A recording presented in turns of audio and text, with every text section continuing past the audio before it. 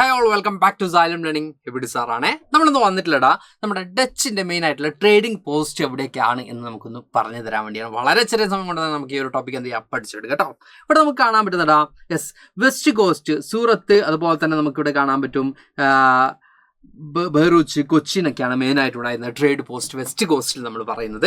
ഇനി ഈസ്റ്റ് കോസ്റ്റിലേക്ക് വരുമ്പോൾ നമുക്ക് കാണാൻ പറ്റുന്നത് നാഗപട്ടണം, അതുപോലെ തന്നെ മസൂലിപ്പട്ടണമൊക്കെയാണ് ഈ പറയുന്ന ഡച്ചിന്റെ മേജർ ആയിട്ടുള്ള ട്രേഡിംഗ് പോസ്റ്റ് നമുക്ക് കാണാൻ പറ്റും. ഇവിടെ നമ്മൾ പറയുന്നുണ്ട് മേജർ ആയിട്ടും മലബാർ റീജിയനിലാണ് അവർ ഫോക്കസ് ചെയ്തത്. മലബാർ റീജിയനാണ് പ്രൈമറി ഫോക്കസ് ചെയ്തിട്ടുള്ള മലബാർ റീജിയനിലാണ്.